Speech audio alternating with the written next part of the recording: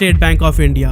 ये नाम सुनते ही शायद सबसे पहले हमारे मन में इसके खराब सर्विस और एम्प्लॉयज के बैड बिहेवियर्स आते होंगे, क्योंकि लंच टाइम का बहाना बनाकर घंटों गायब रहना, आधे घंटे बाद आइएगा, लंच टाइम चल रहा है, छोटे से छोटे काम के लिए अलग अलग विंडोज पर लोगों को भेजना, ये सब SBI के बहुत सारे ब्रांचेस का डेली का काम है। लेकिन इसके बावजूद एक मैजिकल रिपोर्ट दिखाऊं, फाइनेंशियल ईयर 2024 के फर्स्ट क्वार्टर में रिलायंस का नेट प्रॉफिट जहां 16,011 करोड़ रुपए था, वहीं SBI का नेट प्रॉफिट था 18,537 करोड़ रुपए। यानी कि SBI ने एशिया के सबसे अमीर आदमी मुकेश अंबानी के बादशाहत को भी पीछे छोड़ दिया है। पर ऐसा हुआ कैसे? स्टेट बैंक ऑफ इंडिया कैसे भारत का सबसे बड़ा बैंक बना? किस तरह आज से 218 साल पहले इसे अंग्रेजों ने हमारे ही खिलाफ लड़ाई के लिए शुरू किया था? आज के इस वीडियो में हम सब कुछ डिटेल में डिस्कस करने वाले हैं।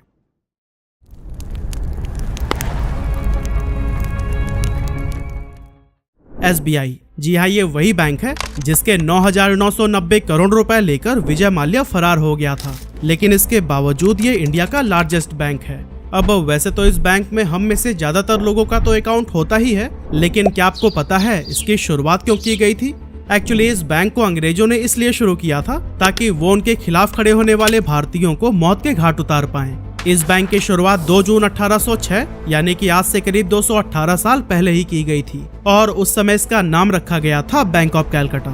एक्चुअली 1798 में रिचर्ड वेलेस्ली को इंडिया का गवर्नर बनाकर ब्रिटेन से भारत भेजा गया था, और इसने आते ही लोगों की नाक में दम करना शुरू कर दिया।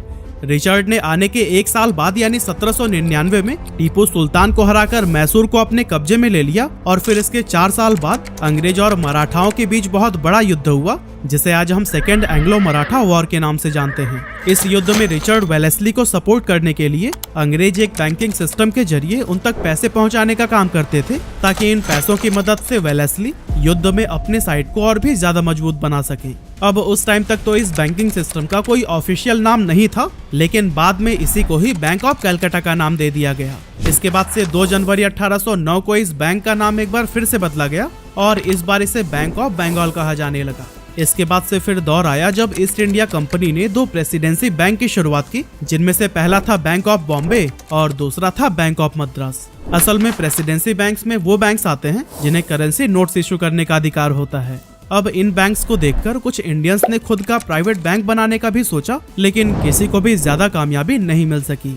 इन प्राइवेट बैंक्स के पतन में सबसे ज्यादा फेमस हुआ यूनियन बैंक, जिसे 1828 में रविंद्रनाथ टैगोर के दादाजी और उस टाइम के बड़े बिजनेसमैन में गिने जाने वाले द्वारकानाथ टैगोर ने शुरू किया था।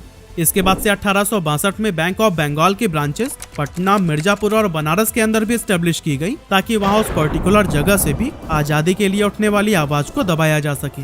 1861 के दौरान ही पेपर करेंसी एक्ट को लागू कर दिया गया, और बैंक ऑफ बंगाल इकलौता ऐसा बैंक था जिसे अंग्रेजों के दौर में नोट जारी करने का अधिकार मिला।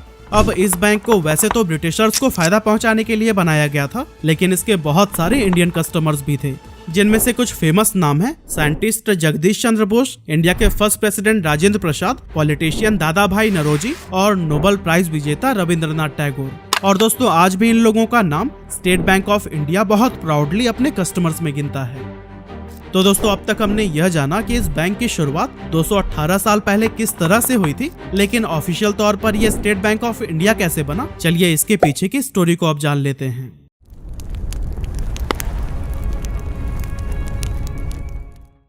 तो दोस्तों, 27 जनवरी 1921 में बैंक ऑफ बंगाल के साथ साथ 2 और बैंक्स, बैंक ऑफ बॉम्बे और बैंक ऑफ मद्रास को मर्ज करके एक नया बैंक बनाया गया था, जिसका नाम रखा गया इंपीरियल बैंक ऑफ इंडिया।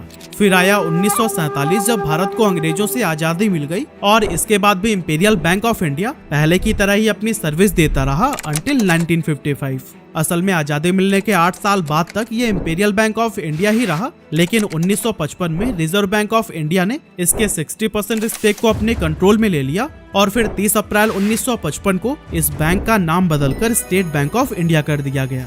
आगे चलकर 1969 से 1985 तक SBI ने Bank of Bihar, National Bank of Lahore, Krishnaram Baldev Bank और बैंक ऑफ कोची को एक्वायर कर लिया। साथ ही SBI में वो 7 रीजनल बैंक्स भी मर्ज हो गए, जिनकी शुरुआत कभी उन स्टेट्स के राजाओं ने किया था। इस तरह से SBI आज 23% मार्केट शेयर के साथ इंडिया का लार्जेस्ट बैंक है, और इतना ही नहीं, इसे one of the largest employer में भी गिना जाता है, क्योंकि यह बैंक अकेले 2.5 लाख लोगों को रोजगार देता है।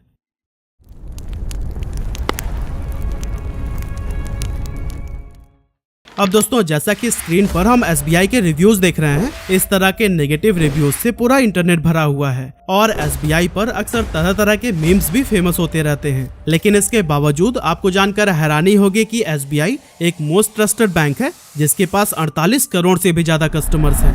सर्विस से परेशान रहने के बावजूद भी लोग SBI को ही क्यों चुनते हैं? चलिए इसके पीछे के भी रीजन को हम जान लेते हैं। सबसे पहले तो SBI ने अपने कस्टमर्स को सुविधा देने के लिए 22,405 से भी ज्यादा ब्रांचेस खोल रखे हैं। साथ ही 65,627 ATMs और 72,000 CSP यानी कि कस्टमर सर्विस पॉइंट इस बैंक को गांव-गांव तक पहुंचाता है। इतना ही नहीं, फॉरेन मार्केट्स में भी इसका एक बड़ा प्रेजेंस देखा जा सकता है क्योंकि SBI 36 देशों में अवेलेबल है। इसके अलावा जैसा कि आपको पता ही होगा कि इंडिया में ऐसे लोगों की बड़ी संख्या है जो कि प्राइवेट बैंक्स के एवरेज मंथली बैलेंस को मेंटेन नहीं कर पाते हैं और उनके लिए भी SBI एक बेस्ट ऑप्शन बनकर सामने आता है, क्योंकि जहां प्राइवेट बैंक्स में 10 से 15,000 रुपए तक का मिनिमम एवरेज मंथली बैलेंस आपको अकाउंट एक्टिव रखने के लिए चाहिए ही होता है, वो SBI में सिर्फ 1,000 रुपए है। इसके अलावा जैसा कि आपने देखा होगा कि SBI की इतनी ज्यादा ब्रांचेस हैं कि देश के हर कोने में आपको इनकी सर्विसेज मिली जाती हैं। ऐसे में चाहे गरीब हो या अमीर, हर कोई इनकी सेवाओं का बराबर फायदा उठा सकता है। जबकि ज्यादातर प्राइवेट बैंक्स सिर्फ प्रीमियम कस्टमर्स को ही सर्विस देने में इंटरेस्टेड होते हैं, इसीलिए उन एरियाज में वो अपना ब्रांचेस ओपन नहीं करते हैं जहां से उनकी टारगेट अचीव न हो सके। कई जगहों पर तो SBI ने अपनी स्पेशल एग्रीकल्चर ब्रांचेस भी खोल रखी हैं, जिनकी मदद से ये किसानों को फसल बीमा से लेकर पशुपालन के लिए भी तरह तरह के स्कीम्स का लाभ देता है। इसके अलावा जैसा कि ये एक गवर्नमेंट बैंक है, इसीलिए सरकार जो भी स्कीम लागू करती है उसके बारे में लोगों को जागरूक करने और उसे ज्यादा से ज्यादा लोगों तक पहुंचाने का काम भी SBI ही सबसे ज्यादा करता है। तो जब किसी बैंक से कस्टमर्स को इतने सारे बेनिफिट्स मिल रहे हों और जहां प्राइवेट बैंक्स महंगी सर्विस फी, मेंटेनेंस फी और कई तरह के चार्जेस लगाते हों, ऐसे में जाहिर सी बात है कि SBI पर लोगों का भरोसा तो रहेगा ही। लेकिन दोस्तों इस बैंक पर सिर्फ अकाउंट होल्डर्स का ही भरोसा नहीं है, बल्कि इन्वेस्टर्स भी इसे खूब पसंद करते हैं, क्योंकि अगर हम इसके शेयर्स का रिटर्न बहुत पीछे न जाकर सिर्फ लास्ट के 3 इयर्स में ही देखें तो वो करीब 180% है। पर सबसे मेन सवाल ये उठता है कि SBI इतना बड़ा प्रॉफिट आखिर बना कैसे रहा है, इसने अंबानी को भी पीछे छोड़ दिया।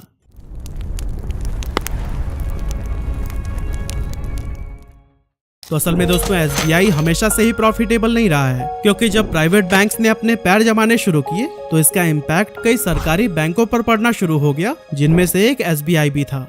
2017 के थर्ड क्वार्टर में इसे 2,416 करोड़ रुपए, तो वहीं 2018 के फर्स्ट क्वार्टर में 7,718 करोड़ रुपए का लॉस हुआ था, जो कि भारत के बैंकिंग इतिहास में दूसरा सबसे बड़ा लॉस था।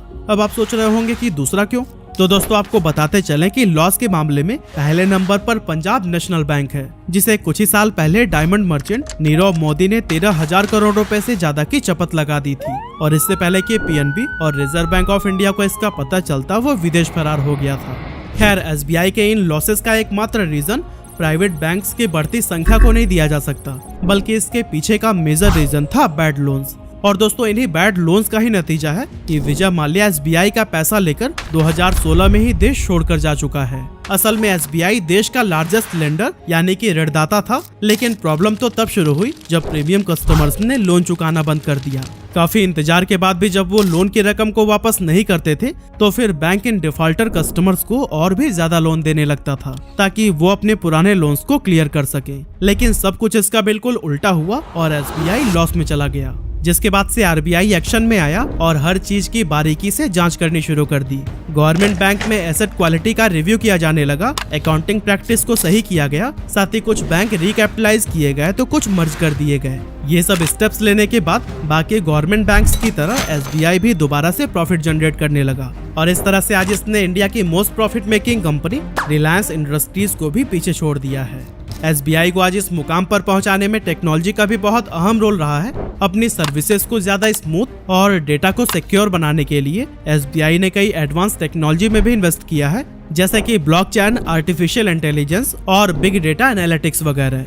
इन टेक्नोलॉजीज की मदद से SBI ने लेन देन की प्रक्रिया को सुरक्षित बनाया है, कस्टमर सर्विस में सुधार लाया है और कंप्लेंट्स को इफेक्टिवली मैनेज करने में भी काफी कामयाबी हासिल की है। अब आप में से कुछ लोगों को लग रहा होगा कि ये सब तो बस बातें हैं, क्योंकि जब हम बैंक विजिट करते हैं तो फिर कोई भी एम्प्लॉय हमारी कंप्लेंट तक नहीं सुनता।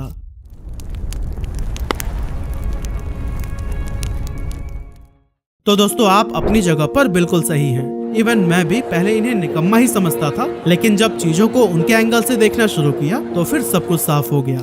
इसीलिए अगर आप उन एम्प्लॉयज की साइड को देखेंगे तो आपको अंदाजा हो जाएगा कि उनके इन रूड बिहेवियर के पीछे का असल रीजन क्या है। तो जैसा कि हमने देखा कि SBI के पास 2,50,000 से भी ज्यादा एम्प्लॉयज हैं, लेकिन इसके बावजूद इस बैंक का सिस्टम सबसे ज्यादा ओवरलोडेड माना जाता है। इन्हें मैनेज करने के लिए बैंक के पास उतने एम्प्लॉयज ही नहीं हैं जितने इनके ऑपरेशंस को स्मूथली रन करने के लिए चाहिए। इसीलिए बहुत सारे कस्टमर्स की शिकायत होती है कि SBI की सर्विस बहुत ज्यादा घटिया है। एक्चुअली इन सब प्रॉब्लम के पीछे की वजह यह है कि एक SBI एम्प्लॉय हर रोज लगभग 1700 से 1800 लोगों को हैंडल करता है, जो कि अपने आप में एक बहुत बड़ा चैलेंज है। अब कुछ पल के लिए आप उनकी जगह खुद को रख कर देखिए कि दिन में अगर सिर्फ 500 लोगों को हैंडल करना पड़े तो फिर आपकी मेंटल कंडीशन क्या ही होगी।